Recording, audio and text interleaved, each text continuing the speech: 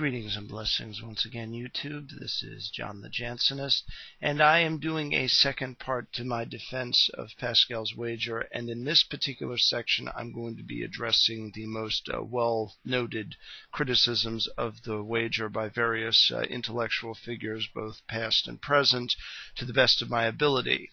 I have examined the arguments of several other figures.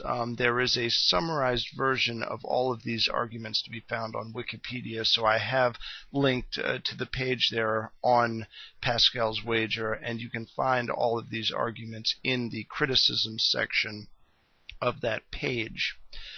But the first argument against it was originally surfaced by Voltaire. This was the first one of note.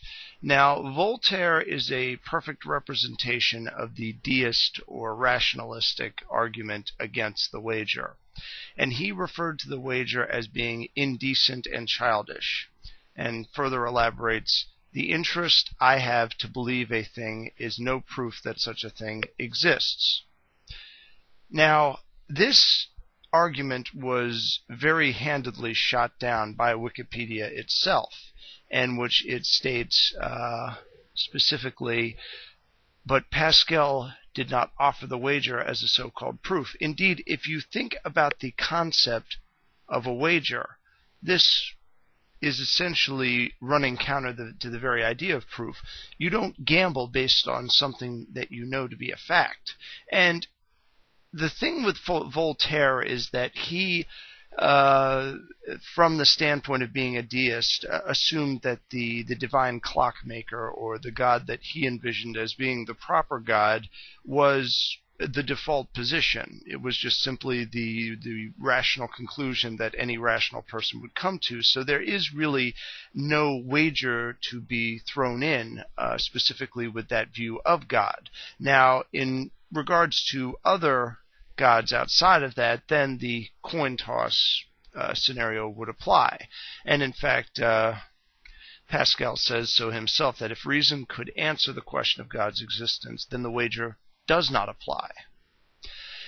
Now, moving on to an argument that was made by one of Pascal's contemporary, one of Voltaire's contemporaries. This was Denis Diderot, I think that's how you pronounce it. He expressed this opinion when asked about the wager, saying, "An imam could reason the same way." And another intellectual named J.L. Mackie notes that the church within which alone salvation is to be found is not necessarily the Church of Rome, but perhaps that of the Anabaptists or the Mormons or the Muslim Sunnis or the worshippers of Kali and Odin. Now, this viewpoint is very consistent with someone who takes into account only the wager and doesn't consult the rest of the pensées.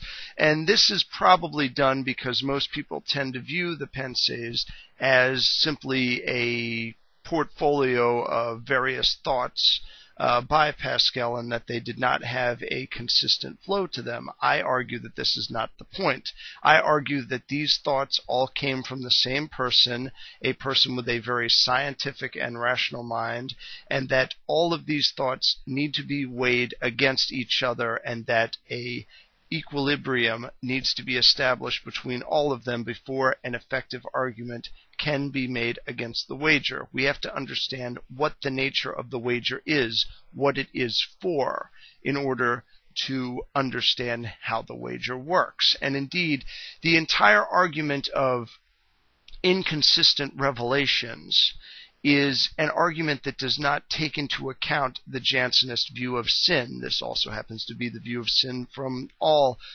forms of properly understood biblical Christianity. Lutheranism, Calvinism, anything that draws from an Augustinian root will understand that inconsistent revelations are a direct result of man's alienation from God, man's curse, man being in a fallen state, ergo the advent of sin. So Diderot and Mackey have made the fallacious error that most atheists tend to make when they approach the Bible, which is they cut out a section of the Bible and then argue it against the rest of it without even understanding what the rest of it says, and do not see the correlation between the fragment which they've taken out and the rest of the book in question. And this cuts both ways, because many proponents of the wager themselves use the wager in argument of religions other than the one specifically believed by Pascal himself. There are ecumenical interpretations of the wager, and this is a natural consequence of only taking the wager and not taking into account anything else in the Pensées or anything else in any of Pascal's other works, or in the works the Augustinus, or in any of the other famous Jansenist works, which are all interconnected with each other and an articulation of a very specific and a very consistent view of Christianity. So now moving down to the section with Richard Dawkins. Richard Dawkins is a personal favorite of mine because his arguments are pretty much like shooting ducks in a barrel. I mean, he's a brilliant biologist, but he really is in over his head when it comes to the topic of religion. I really don't understand why he always insists in being so involved in it. All right. Now, Richard Dawkins suggests that instead of the deity Pascal assumed, God might reward honest attempted reasoning and punish blind faith or feigned faith. Now, there was an expansion on this argument by Richard Carrier, in which it states, suppose there is a God who is watching us and choosing which souls of the deceased to bring to heaven, and this God really does want only the morally good to populate heaven. He will probably select from only those who made a significant and responsible effort to discover the truth. Let's stop right there. Understand the basic tenet of the Jansenist argument, which Pascal himself affirms in both the Pensées and the Provincial Letters, and understand it within the context of John chapter 6, verse 44. No man may come to me unless my Father draw him, and I will raise him up in the last days. God does not select people whom are already moral. God imputes upon them the saving grace by virtue of Christ's atonement, and that atonement by the sanctifying Spirit makes those people into moral and perfected believers. God is not the one gambling here, and God is definitely not one who is so powerless that he has no involvement over how moral a person is by nature. We assert, and I say this very clearly, we assert, and Scripture agrees with us on this, otherwise we would be at error, that a person's morality, his nature, is entirely contingent upon the sovereign grace and election of God, and it is by virtue of God's eternal decree. Therefore, God was, is, and always will be the decider of things. He has already decided, he is deciding, and he has decided in the past tense when the end of days comes.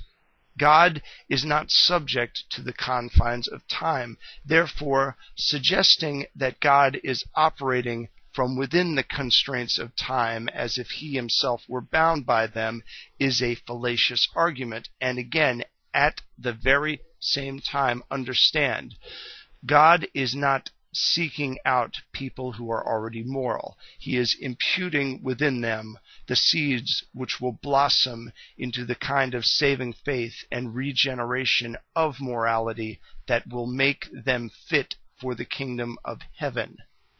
Pascal is utilizing this wager specifically to awaken in those who have already been elect that which will blossom into saving faith. Remember, God works in outside of and through creation and providence. You see, it's very easy to understand here exactly what's going on with all of these criticisms, and that is that they are divorcing Pascal, both parts of his work from other parts of his work, and he himself and his work from where that work was drawn from, which was Orthodox Augustinian theology, and that in turn from the Scriptures.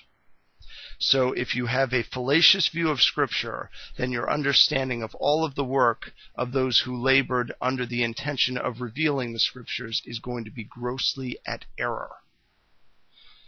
So I'm going to sum up by just looking at the anti-Pascal wager. This is a really comical thing that Richard Dawkins does a lot of. He's kind of like the kid that says, you know, I have a nice ray gun here that I'm going to use in my weapon when we're having like a little imaginary war, and he'll say, well, I have a reverse ray gun that automatically cancels yours out. I win! Hurrah! I mean, it's utterly ridiculous.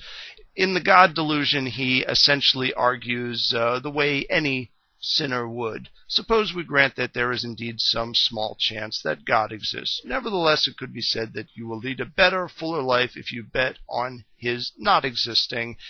If you look at statistics regarding most atheists, and you can consult several videos that have been put up by several prominent Christian apologists on YouTube, among atheists, you have a lower rate of marriage, you have a high suicide rate, you have a high instance of alcohol and drug use, you have a number of things. I mean, all of these problems are something that is generally found with all of fallen man, even with those whom later will come to religion, and it is something that is even struggled with by the most pious of believers. But amongst atheists, you will see a disproportionate amount of depression, of fatalism, of substance abuse, and of other things that are of a self-destructive nature. So if I am going to be a betting man, which I'm not, I don't believe in the concept of betting, but if I were, I wouldn't bet on Dawkins's anti-wager, not if my life depended on it. So I look forward to comments on this particular section, because I know I'm going to get a handful of them, because I'm going to attach Richard Dawkins' name into the tags, and that's probably going to get me plenty of trolls. And I've decided I'm not going to moderate this video as strictly as I do my others, because this is a pretty wide open topic, and it's one that basically applies to everybody, not just believers. So that pretty much concludes my defense of Pascal's wager for this juncture. If other criticisms come up, I will do my best to answer them. Until then, in nomine Patris et Filii et Spiritus Sancti, God be with you.